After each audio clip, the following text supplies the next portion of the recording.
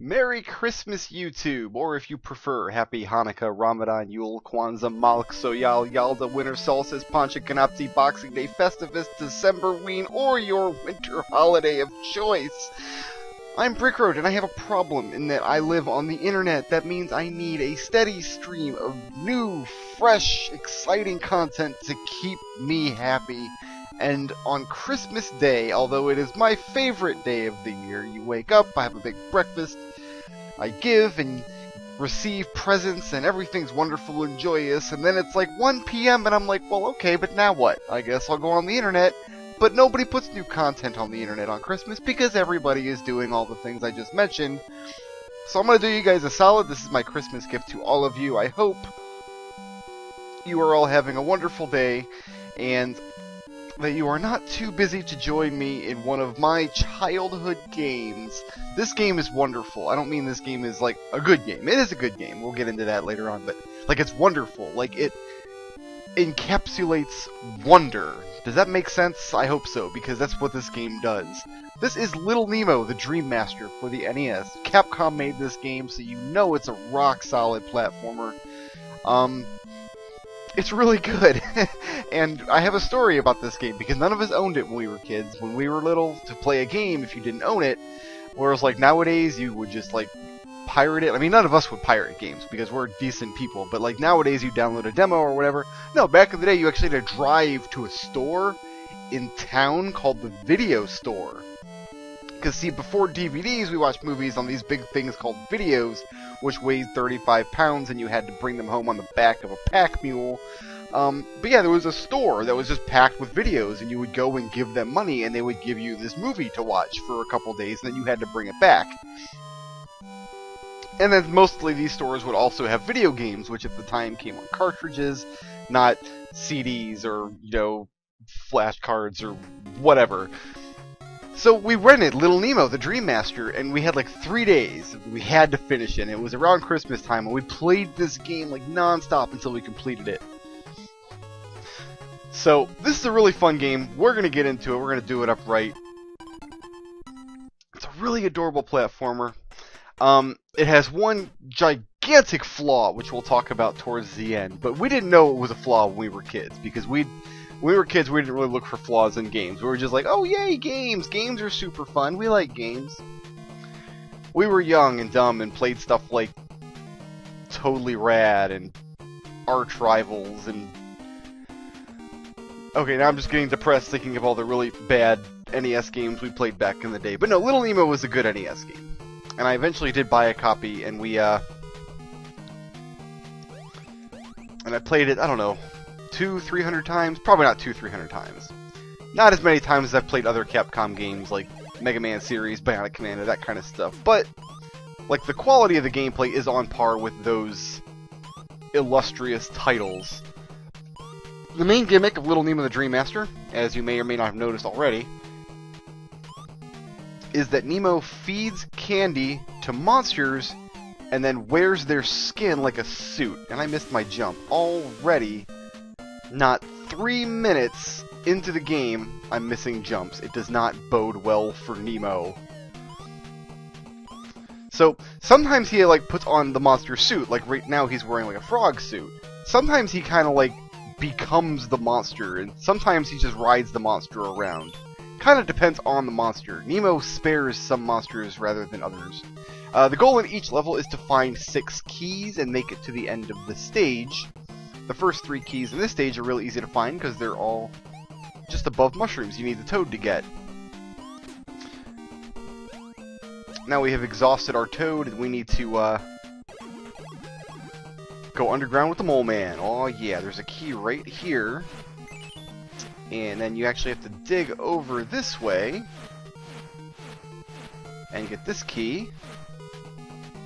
And then there's a secret area over here. Don't tell anybody, it is a secret.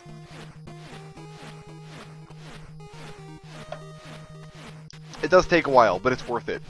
It's worth it because there's a 1-up down here, and I really, really want as many 1-ups as I can possibly get. You do get infinite continues in this game, but having to continue means replaying the level from the beginning, and some of these levels are really stupidly long. So if we can get through the game without continuing, that would be ideal.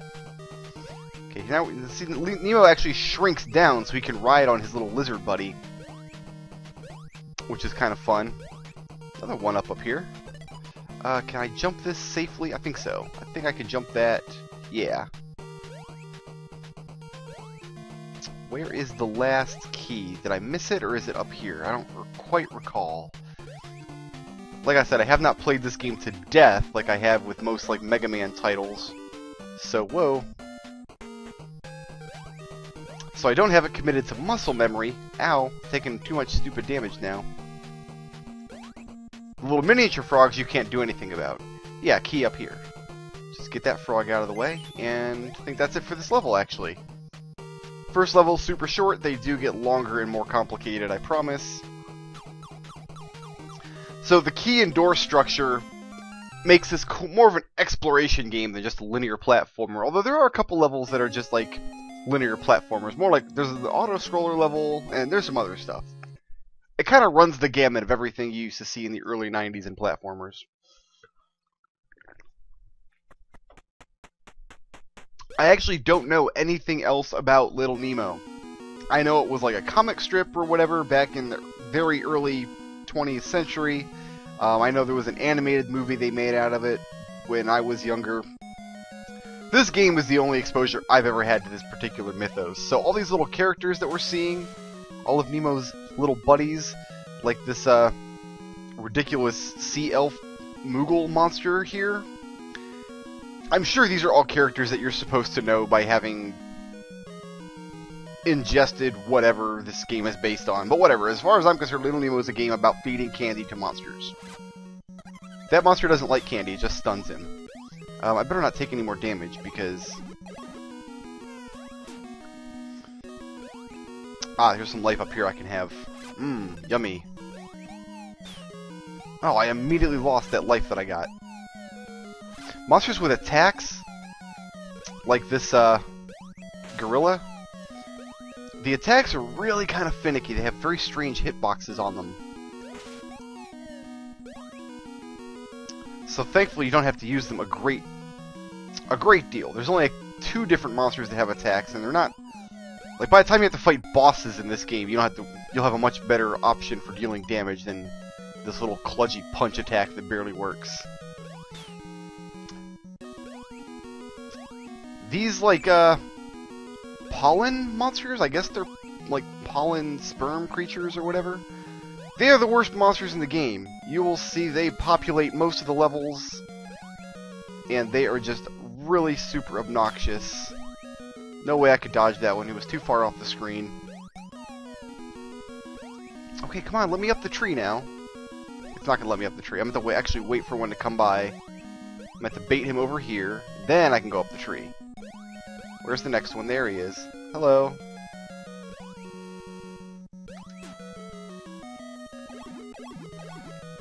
Okay, so we've traded the gorilla for the lizard, even though the gorilla can also climb, but we actually need the lizard's secondary function, which is...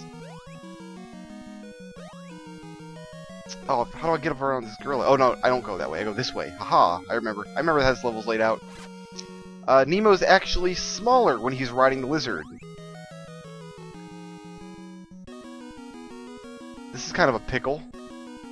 I don't really know how that worked, but whatever. He actually literally shrinks down so he can fit through little narrow passages like that as the lizard. And of course he has a flying friend. The bee is also the only monster with a projectile attack.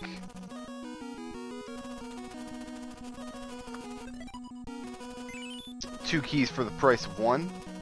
Bee is probably the best form overall just because it's got the mobility and the attack power, which is definitely good. Can't actually pollinate flowers.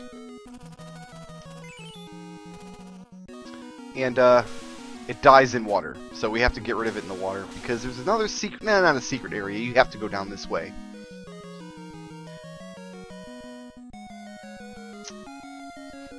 Walk past the tree monster. What was the deal with the bats? Nah, they were pretty easy to dodge.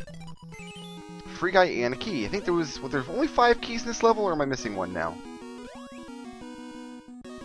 It's going to be really difficult when I get to later levels and I actually have to... Because later levels get very large and sprawling, and you really do have to know where the keys are. What's going to happen is I'm going to get there, I'm going to be missing a key, and I'm going to have no idea where to look for it. I need to go down this way. I don't need the life, thank you. I'll just go on up.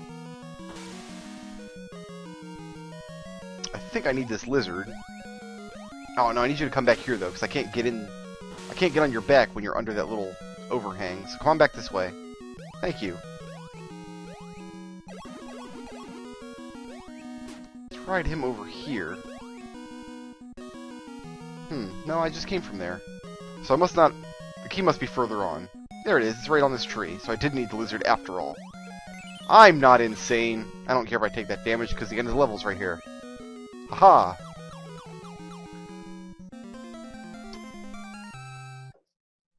Ah!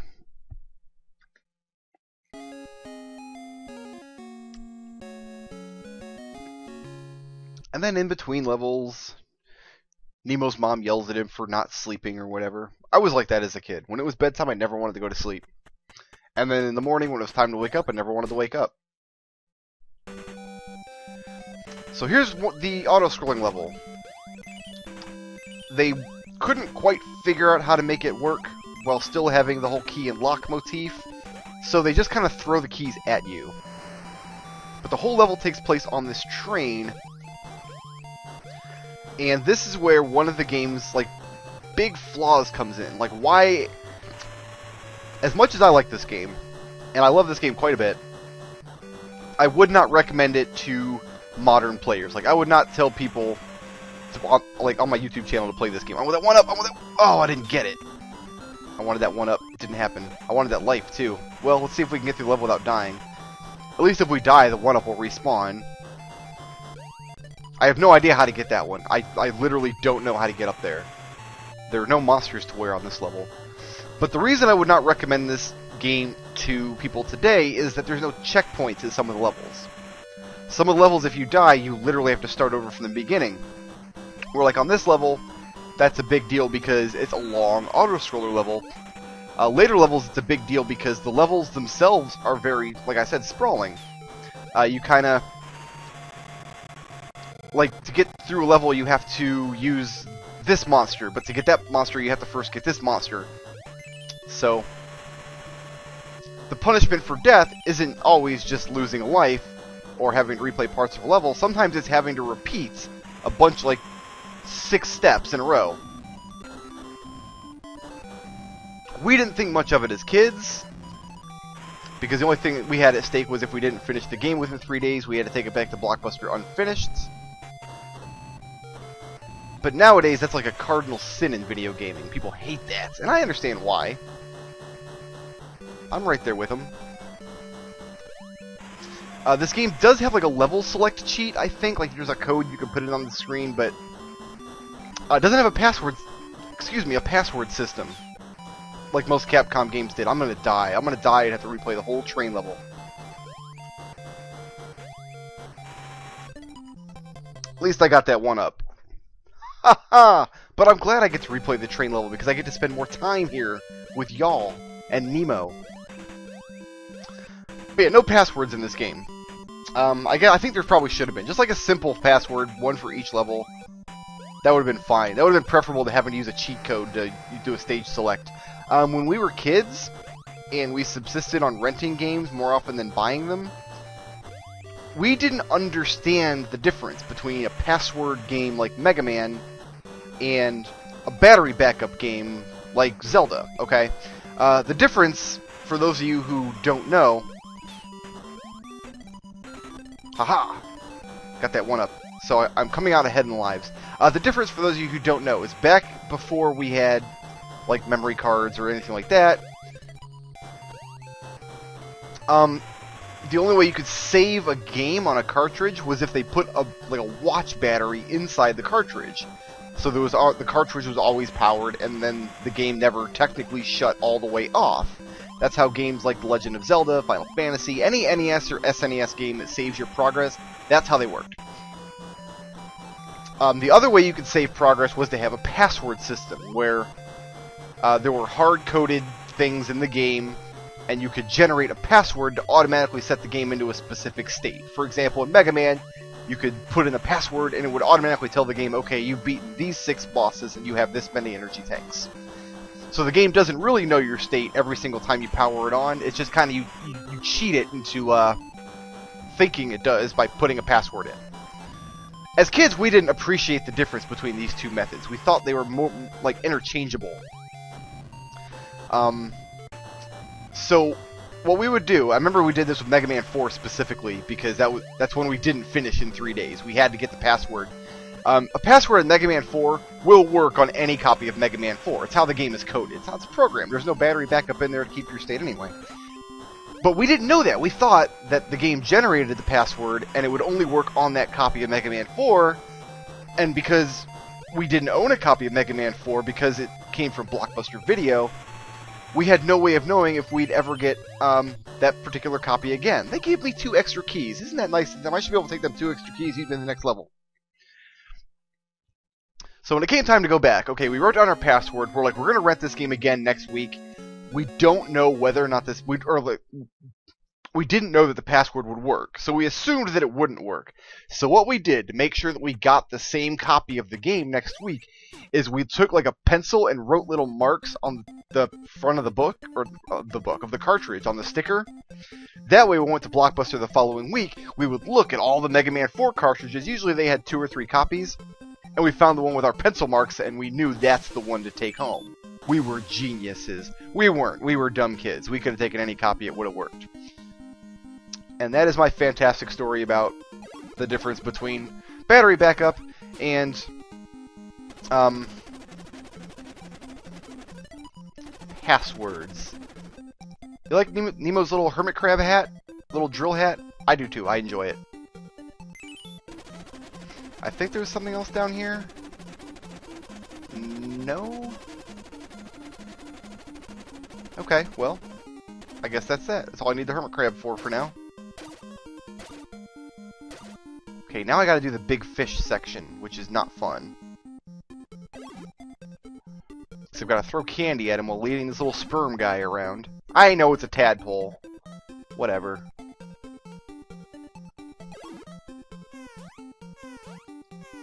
Okay, now I can, as soon as I get in there, like Nemo and the frog as well, the frog transformation, have buoyancy, whereas this fish guy doesn't. He can swim in any... I got trapped because I went in the wrong little cave. He can't jump out of the water, but he doesn't constantly rise either. There's a little secret passage up here in what looks like a dead end. It's actually another hidden cave, and there's a one up here. And is there a key at the end? I hope so. Yeah, there's the key.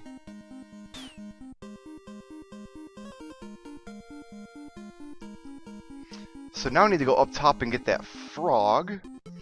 And there's a really... Is this the level with the really tricky frog jump? Let's get out of the fish here. Is this the level with the tricky frog jump? I don't remember now. Yes, it is, because you see those spikes on the ceiling. If I try to just hop straight up in there, I'll die. But if I'm against the wall and not pushing forward and jump, I'm fine. So what you need to do is jump, then wait till you're in line with the tunnel, and kind of sneak right in there like that. This game is full of tricksy little jumps like that. We'll come across a couple more, and I'll point them out as we go. Little things that look extraordinarily difficult, and they are pretty difficult. But you can apply just like a simple game trick to it, and then pass through really, really hard areas pretty consistently. Let those guys fly off. Okay, what is next?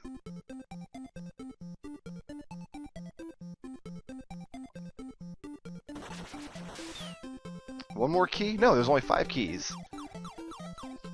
Takes care of dream number 4. There are 8 dreams in all, so we're halfway done with the game. We're actually not, because dream number 8 is like as long as the entire rest of the game. So we still might be here for a while. One thing I've never done with Little Nemo is I've never watched like a Little Nemo speed run or anything like that. I don't know why. It just now occurred to me that I've never seen one.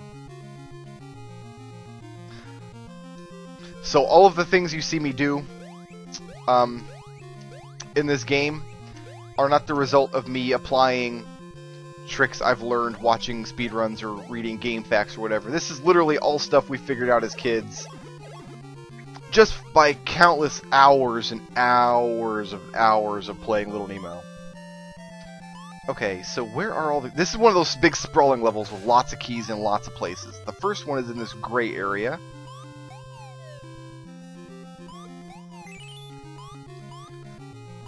How long do I need to keep this frog? That is the question of our age. Is how long must I keep this frog? I think I go down? Nope, down is death. Oh no, it's not death. It's just, inconvenient. Okay. Well, there was no key down here. I know that, because this is the start of the level. I need some life now, though. Okay, let's not die. Let's not lose any lives yet in this level. Okay, there's a key up there I can't get yet. Here's some health. Alright. This is one of those stages, there's just a lot of steps to it. And every time you die, you start back at the beginning. Like, the stage isn't big enough to justify having a checkpoint in a particular area, I guess. Like, that's the end of the level above me right there. It's just, you have to go through a long list of chores every time you want to go through the level. So first you have to get the frog, so you can jump high enough to get up to this area and come down here. And we'll ditch our frog suit. This is a little basement area. We can't jump this gap there. Gotta go this way. Dodge these little boxes. Find our lizard friend. And you really want to make sure you're standing against this wall when you throw the candy, because if you're closer, the candy will go over the lizard, he won't eat it, and then he'll walk into you and you'll take damage. You also want to be really careful making this jump, because if you jump right at the wall, the lizard grabs onto it, and if you're holding the wall while that box hits the floor, you'll take damage. So you have to wait for the box to go up and then climb the wall, and then you're fine. We'll also get this one up, which is right here, and the key. Fortunately, you do keep all your keys when you die, so when you find a key, you don't have to find it again. In this level, that's not quite a big deal, since you have to do all this backtracking anyway. Like, you need this bee to get to the end of the level. Even if you already have the key down here, you would still have to come down to the basement area. Which is why it's such a pain to die in this level. Which is why I hope I don't die. Alright, so now I've got the bee. Let's get this health up here. I think there's a key down here in the green section, which I guess is supposed to be the kitchen. I was about to say those are some pro-dodging strats, but didn't work for me. Took all kinds of stupid damage. No, I just made my life really difficult on myself for absolutely no reason. I got that health. Here's a key. And then there's another key all the way back towards the beginning of the level that I can get now that I can fly. Let's fly over there and get it. This is a game that I have like almost Let's Played probably about 50 times. As a general rule, pretty much every single new Let's Play you see was almost a Little Nemo Let's Play, and then just wasn't for whatever reason, who knows why. Okay, the bee can now fly up here.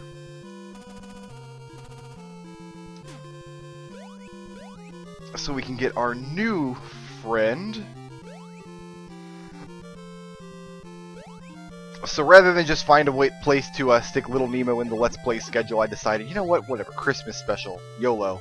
So here's the mouse. It's basically just the gorilla. He climbs walls. He has a attack button.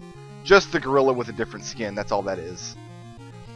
This is really tricky, so what's going to happen is I'm going to walk off to the left, walk off the crate, and grab the side of that second crate, which, like I said, if you're holding the side of the crate, you will take damage when the crate falls. So what I'm going to have to do is walk off the side and immediately climb down to the ground.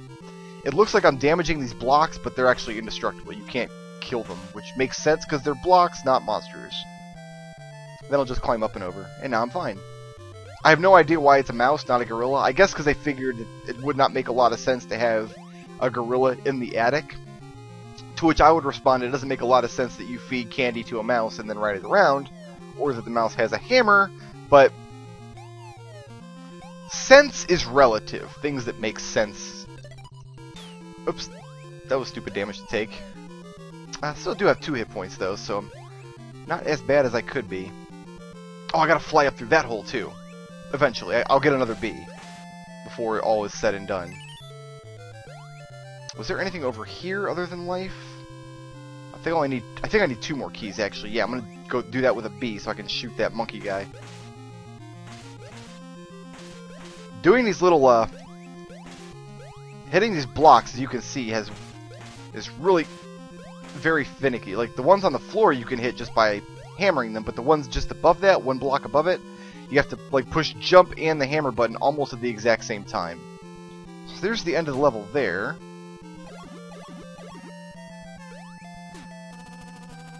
Is there a key? I think there's one up here behind this monkey. This dishwasher monkey. Yep, and then there's one in the second attic area. You need 7 keys for this level, because apparently Nemo took the 2 spare keys he had from the train level and sold them for crack. Nemo has a drug problem. That's why he's hallucinating that he's in a bee costume. Mario is similarly afflicted. I think I want to actually keep the bee for this next couple sections.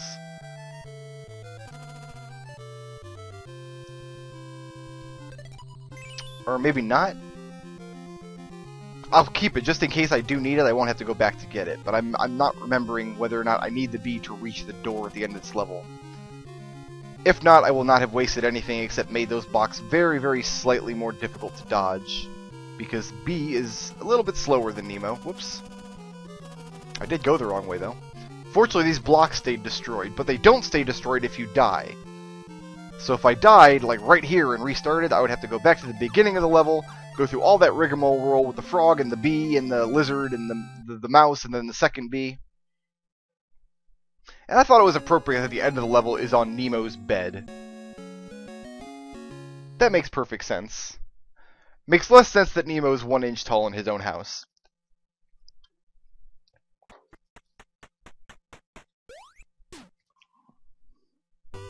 Here's another one of those little linear stages that I was talking about.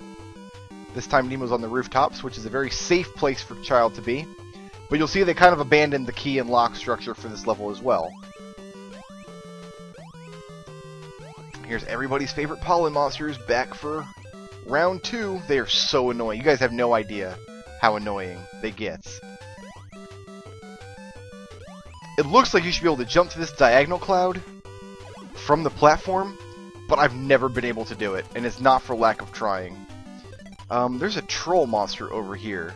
This frog. You do not want that frog. If you get the frog, you die, because then you can't fly up the clouds. It's an auto-scrolling section, but if you go off the bottom of the level, you die, and these birds might kill me with their stupid eggs.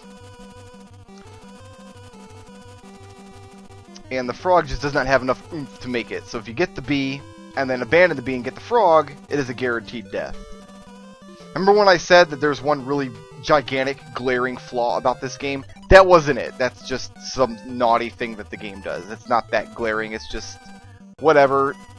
Sporadic game design from early 90s. We're all used to it. Well, I'm used to it. I don't know if you played games from the 90s or not. You would think we could use the bee in the cloud ruins, just fly over everything, but you can't. We need this lizard. We'll bait these little pollen monsters. Come on, cat. Well, it's like a cat, bat creature. It's awful, I know. Again, we just need the lizard to get under that narrow passageway, and then we can just jump up there. And are we going back down yet? Is this the end of the cloud ruins? That's the end of the cloud ruins. Notice we don't have any keys yet. And thankfully, sometimes you have a pollen monster chasing you down here, and it makes this section very, very needlessly difficult. Looks like I managed to avoid that somehow this time, but I have no idea if it maxes out at 9 lives, or if it's keeping track of how many 1-ups I've accumulated since then. But there is still a locked door at the end of this level. After that snail commits suicide, they just throw all the keys at the very end. This is going a lot faster than I imagined it would. But I'll get hung up on the last level for like an hour. Don't worry, guys. I'll be there for a minute. Trust me.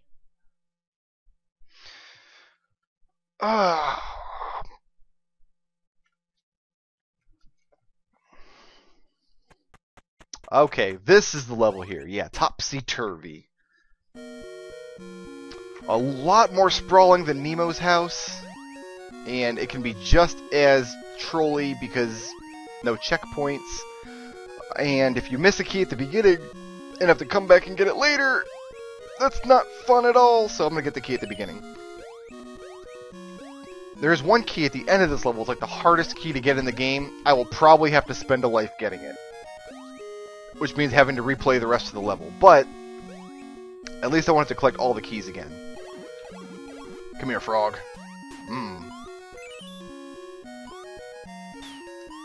I hope I'm delicious because I just climbed in your face.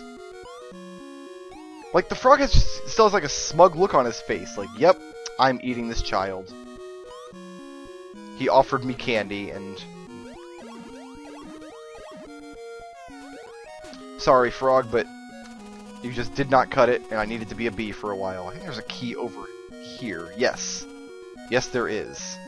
Okay, so what we need to do is bait that guy out of the way, get far enough away from these dishwasher monkeys.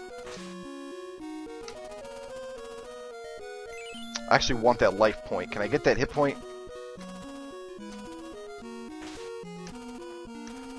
Yes.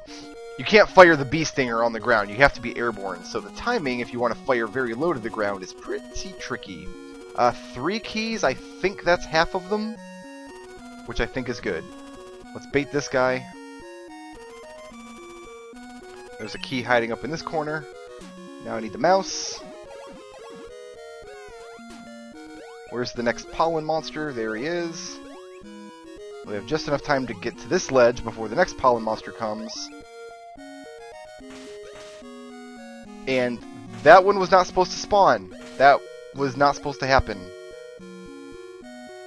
I must have done something very wrong. But there is life there, so at least we had that going for us. Oh, no, no, no. That was bad. Can I come back with a B, maybe? Never mind, I got the key. It's fine now. I do have to get a second B in this level. Unlike Nemo's house, there's no backtracking. As long as I don't forget a key anywhere, I will not have to backtrack in this stage. I do want that one up. Alright, let's do it this way, because the frog is too slow to weave between those eggs. Haha, I knew that egg was there. I knew it! I had residual memories of it. Of that egg trolling you from right there. Okay, so you just basically need this frog to make one jump. Up here. The frog can also kill monsters by landing on them, which other monsters in the game cannot do. Oh, I can't even make that last jump, can I? Nope. I need the frog to get all the way up there, so I might have to time it properly so the bee doesn't run into me, because even friendly monsters will damage you up until you feed them. Until they fall asleep and have big old snot bubbles coming out of their face. So I've got to wait for that bee to be on a friendly part of that ledge before I can even jump up there.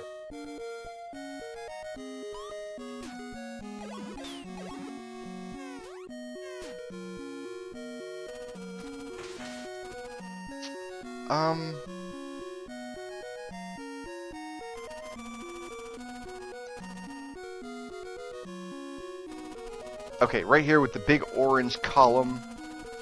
Yes, 2 little secret areas up in the attic. One is a free guy, which I'm not sure actually counts because it says I have 9. It's a Capcom game, which means it probably uses the Mega Man numbering scheme, which probably means every free guy I pick up after 9 does not actually count. Oh well. And on the other side of the attic... Ah, damn it. Oh, well, no, this is topsy-turvy, so I guess this would be the basement up at the top of the level. I'm in the inverted castle now. Yeah, see, it put me back at the beginning. So I've got to go through all those motions again. Except I don't think it's quite as... Like, do I have to use every monster? I think I do, actually. I think I've got to use every monster that I used before. Yeah, I'm going to have to get this bee, and then fly up and get the mouse, and then get the second bee. All because I can't dodge worth a crap.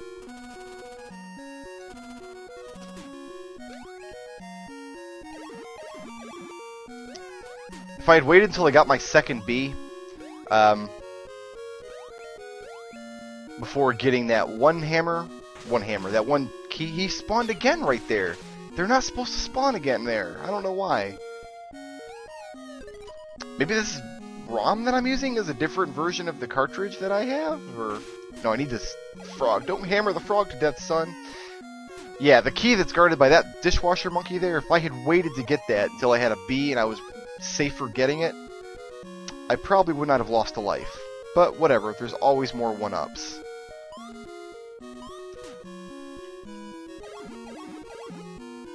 I'm glad you're able to swallow candy even though I hit you in the butt with it. That's very, very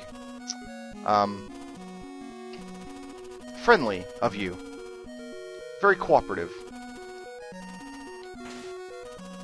Is this the last key? No, there's one more key, and it's the hardest key to get in the game, and I will probably die trying to get it, which means replaying this level a third time. You guys don't mind watching this level a third time, do you? I hope not, because it's going to happen.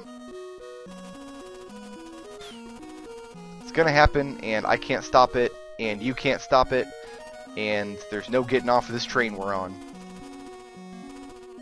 You might say that we're all in this together. I'm going to take the platforms, actually, because the bee does run out of flight eventually. There it is down there. Oh man, I didn't die! I'm so much better at this game than I was when I was 10 years old.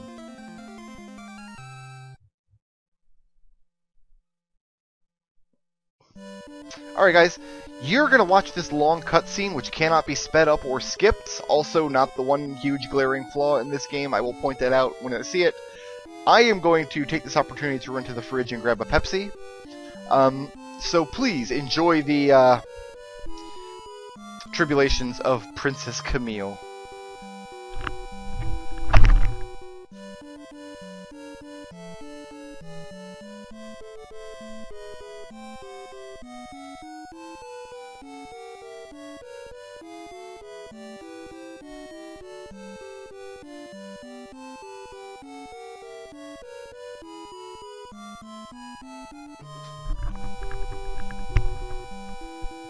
That's the bad guy, obviously.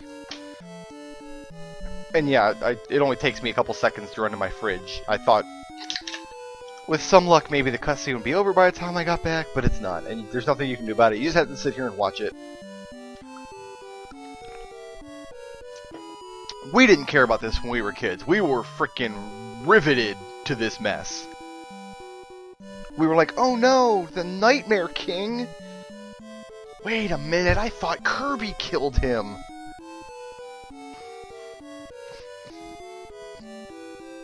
So Camille gives you a magic wand called the Morning Star, which you can use to batter enemies to death. Finally, Nemo gets an attack for the last level. I'm going to be stuck on this last level for 2 hours, calling it now. Just calling it right now. Timer says I've been playing for 40 minutes. If this isn't a 3-hour long video, I'm going to be really surprised. Because this last level is a beast! And it's got lots of those little fiddly sections which look extraordinarily difficult until you find the exact sequence of action that gets you through unscathed. That you can only learn by trial and error, like how I know for a fact you can't grab the side of a box. If there's a crusher next to it, she'll take damage.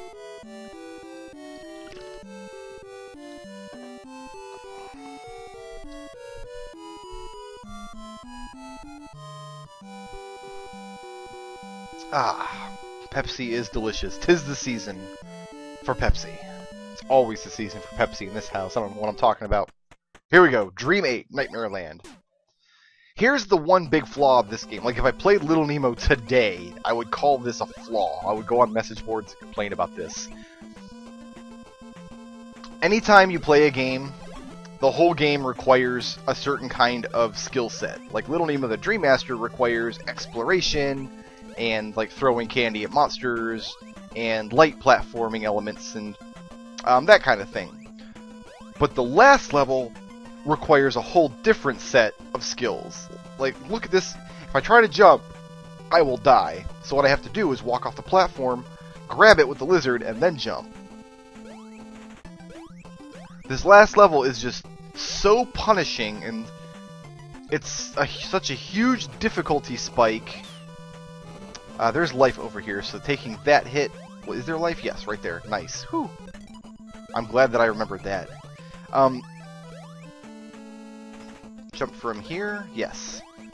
It's such a huge difficulty spike that it might as well be a totally new game. Not necessarily a bad game, it's still fun to play and learn, it's just so much harder.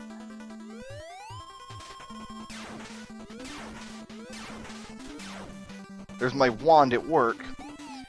And now you have to learn like boss patterns and stuff. So you see Nemo has a little charge down there, and when it's fully charged he has lots of damage. And then he can kind of rapid fire, but he can't move while he's charging up. So learning these boss fights takes a long time, and you have infinite continues, but if you die at any point in Nightmare Land, you start back over at the beginning of this level. Like right there, I would, if your game does not have boss fights, like Little Nemo doesn't have boss fights for almost the entire game, you shouldn't put boss fights in the very last levels. Like, you should have found some other way to challenge the player. But Capcom didn't do that, and if this game had came out in 2013, I would have called that a mistake, but I was not quite that cynical and jaded when I was a youngster, so we just played the level repeatedly until we knew every little bolt hole trick. I was going to finish that sentence, but then I was like, wait a minute, where does the fire come out of the floor here? I forgot.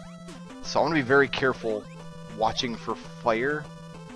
Oh, out of the wall. Damn it, I almost got hit right there. Here we go. This is probably the hard... Stupid pollen monsters. This is probably the single hardest level in the entire game. So you have to continually bait these little pollen guys down. Ooh, I got some emulator lag. And look who's starting back at the beginning now, because I fell all the way down. Somebody must have just messaged me on Skype or something. I should really keep that turned off. I'm not going to survive. I'm going to take a hit and have to redo this screen, but...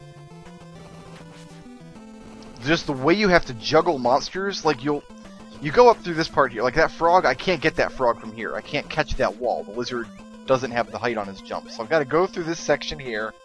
There's fire on this platform. No. Here it is here. Okay, so I can stand here, and I can stand here. Then I can jump. Well, I could jump from there if I didn't get burned. You gotta go through this whole fire gauntlet with the pollen guys raining down on top of you. And now that 1-up's not gonna be there anymore.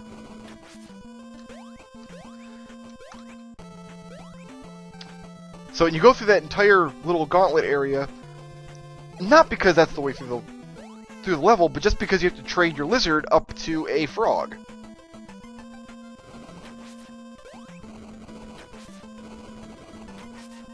And I won't spoil what happens next, but it's pretty great.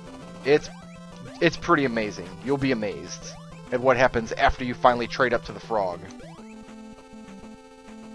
Because right after the gauntlet, there should be 2 pollen guys right like on top of each other, and you have to bait both of them, or it's not safe to make the jump to the frog. Yeah, there they are. Oh, I had to bait both of them, and then you barely make that jump. Now I've got to get rid of the lizard, get the frog. Well, now what? Now where do I go? I can't jump here, I'll die on those spikes. Nope, you gotta go through the gauntlet a second time with the frog. Oh, it's not bad level design. It's a bitch hard level. I get it. I get it. Nintendo kids, whatever. It's just the skill set required for this level is so different in the first 7. Let's bait him out before we try making this jump. That, I don't know. Like, this would have made a good level 15 of Little Nemo, the Dream Master, maybe. Don't even get me started on the Crushy Spike section. I need to kill an alligator first. Where's he at? He didn't spawn. Maybe it's in the next pond there's an alligator. There's supposed to be an alligator here, I thought. Because you can't make the jump between those 2 platforms. You have to go down in the water and jump out of the water. And I'm going to get attacked by wasps here in a second that I have to shoot. I can wait for them to go over my head and shoot to the left. If you try to batter them or shoot to the right, it takes more than 1 hit if you batter them to death. So you kind of have to do it that way.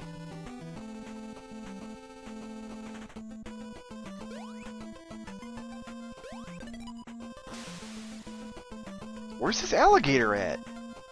I'm going crazy, guys. I know for a fact I've been killed by an alligator in this level like a dozen times. Okay. Serious time. I might not talk very much, because this boss here, you have to watch the top of the screen very, very deliberately.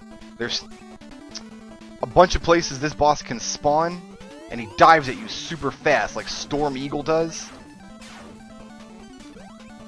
And you have to react, like, instantly. Especially when he comes out from the side like that, and kind of belly flops on top of you. Like, I just let my eyes go unfocused and stare at the top of the screen and wait for him. Oh, I jumped into him. Shoot. Because you've got to hit him, like, 10 times. He's only got to hit you 3 times. That's if you come into the fight with full life.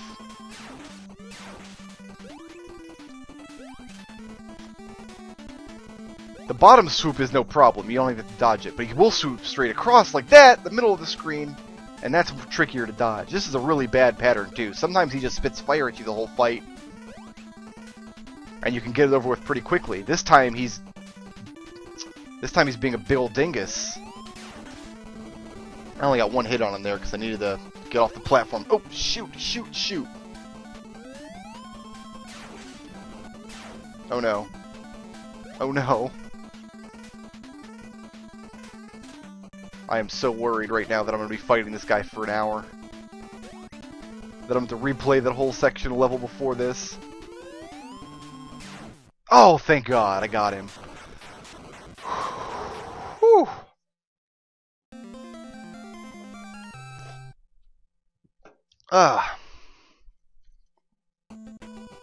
Okay. So that last level, the one before the Crusher section, that's probably the hardest level in the game. This is one of the longest ones, though.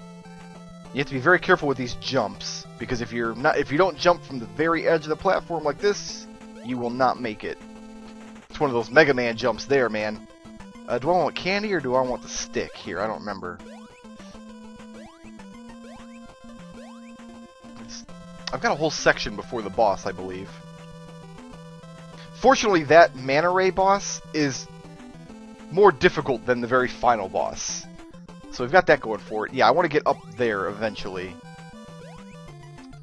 But not until I have the proper equipments. PETA never protested this game, to my knowledge. I just found out, like, earlier this week that they actually made... I want to get the stick here to beat these guys with, that's right. But they both missed me, nice. They made a game protesting the fact that Mario wears, like, Tanuki suits in his games by making a game where you're like a shaved Tanuki and you have to chase him down and kill him and get your fur back. These bats are impossible to dodge as the lizard, so here's a trick that we developed. Just run for your life. He can run right over the holes and you don't have to even worry about the bats. And you have to be standing literally on the edge of this platform to make this jump. Otherwise the lizard won't catch that, and oh god, I forgot my own advice. So we trade the lizard for the bee, and now we can get our revenge on these bats. I think I want to go under these crushy platforms because, yeah, I can just do this now. Because when you grab that lizard and you look at that jump, you're like, there's no way I can make that jump. What? And you'll try it, and then the first couple of times you try it, you'll fail, and you'll think, well, that's not what you're supposed to do. You're supposed to just go back with the lizard. Nope. Just gotta try harder.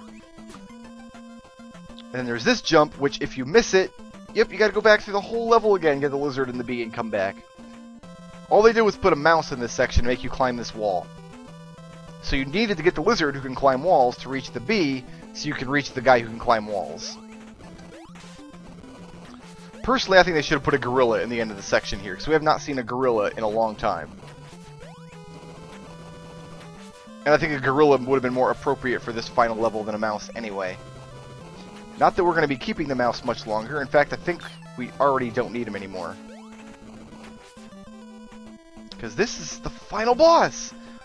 No, it's not. I got a whole section of level to go through first. Do I want to stay up top here? Yes, because I get life, then a 1-up, and I can fall down here to get 2 more 1-ups.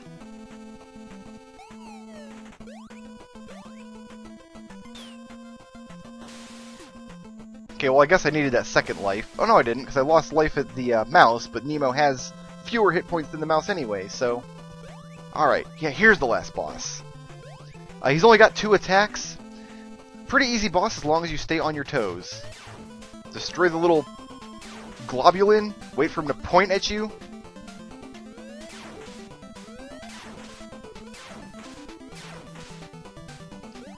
Oh, I want to get that globulin off the screen. Where'd it go? Made a new one.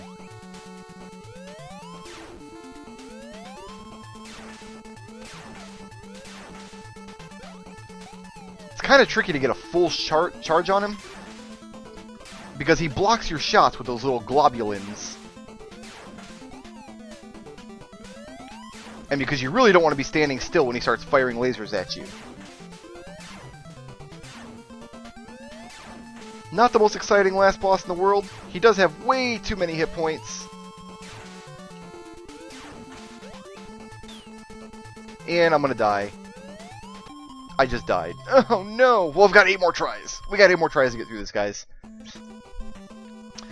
I always thought this boss had way too many hit points. I think like you should only have to land like 4 or 5 solid hits on him to win the fight, but...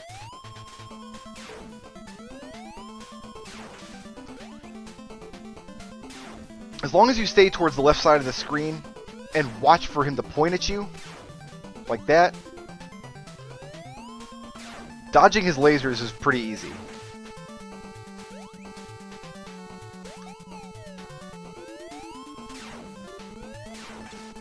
You only really have to dodge the one laser.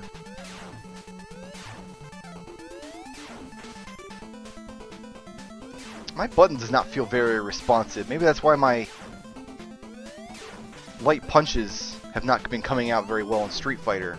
Oh my god, you guys, I don't know if you watch my stream on Twitch. I don't know how big of a crossover is there between my YouTube audience and my Twitch audience, but man, we just did on Twitch. We did a night where we all played some Skullgirls blind. I got so addicted. That's such a great game. I'm going to play some more of that right after I'm done with Little Nemo. I swear. While this game's rendering, I'm going to be playing Skullgirls. Even though rendering video causes my computer to sputter and die, basically. Oh no, that's not good. Definitely don't want that guy floating around the screen. I was rendering some video earlier today and playing Skullgirls, just in the training mode, practicing some stuff. It was dropping inputs and looked like a slideshow. I didn't care. That game is so good. The only reservation I have to playing a lot of Skullgirls... Oh, I beat the game in less than an hour. My goodness. That's surprising. Now, the only reservation I have to playing this game, which is if you don't know what it is, it's a fighting game. You can buy it on Steam. It stars a bunch of scantily clad female characters with crazy superpowers. Like one is a zombie, and one has a pinwheel blade on her back, and one of them's a cartoon character, etc. The only reservation I have about it is that I feel like when I split my attention between 2 different fighting games, I'm not good at either one of them. So I've got Skullgirls on one hand, which I love, and Street Fighter 4 on the other hand, which I love. But if I try to play both at once, I will probably just lose every single match. And it's just because retraining my hands, retraining my muscle memory, even over very small periods of time, is a dangerous proposition. What's a good example? Let's see here.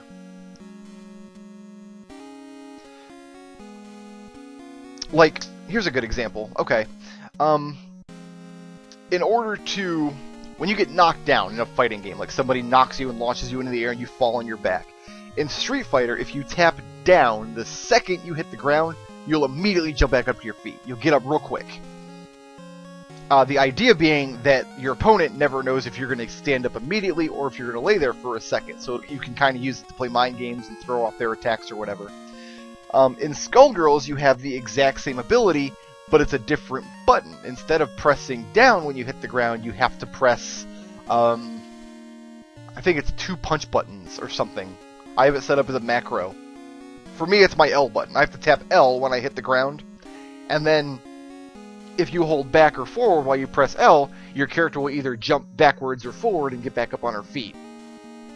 So here's what's going to happen, is I'm going to be playing some Street Fighter probably tomorrow night, and like McDole or somebody is going to hit me with a dragon punch, and I'm going to fall on my ass, and instead of pushing the down button to get up, I'm going to press the L button and be like, oh, well, that was that.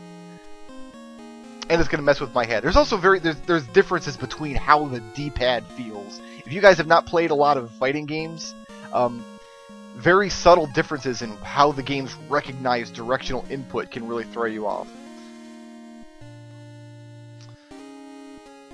And yes, I play fighting games with a D-pad. I know, I'm not supposed to do that. I don't need a bunch of comments from fight stick purists telling me I'm doing it wrong.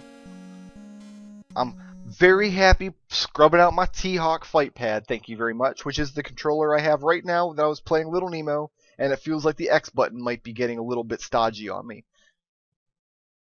Now I have brought that entire topic of discussion full circle, and we don't have to explore it anymore. Thank you for listening. Nemo has purple hair. I don't know what's up with that. This is one of the happiest songs on the NES. The main theme from Little Nemo the Dream Master. I am flabbergasted that I got through that game in under an hour. I cannot believe I did that. What is like the world record on this? Let me Google that quick. Little Nemo world record. Let's check speedruns live. Now let's check Speed Demos archive. Okay. I get those two sites confused sometimes.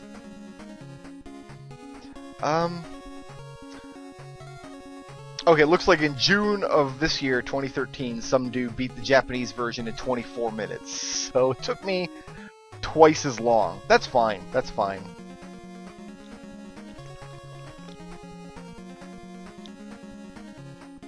And the reason, of course, he plays the Japanese version is because their alphabet has fewer letters in it. So it's actually faster to play because all the unskippable text goes by much faster. That's actually very common between English and Japanese versions of the same game. That's why you see speedrunners like to run the Japanese version of Ocarina of Time. In that particular game, there might also be glitches between the two versions that you can capitalize on. I'm not really sure. I am not a speedrunner myself, I just watch them for entertainments. But I'm going to enjoy watching this Little Nemo speedrun. I don't know if I should watch this or if I should play Skullgirls. Ugh. In any case, I know what you guys are going to do. You guys are going to go enjoy the rest of your Christmas. I am very happy that I was able to share Little Nemo with you. And I hope that you guys tune in to YouTube, to Twitch, and keep hanging out with me here on this crazy inner butts of ours. And check out all of the great games that I will play for your entertainment coming up in 2014. Thanks a lot, guys. I super appreciate you hanging out with me. I will catch you on the flip side. I almost want to just sit here for 20 more seconds so I can end the video at exactly 1 hour. But I won't. That would be just disrespectful of your time. And let's be honest. If there's one thing that Brick Road is, it's respectful.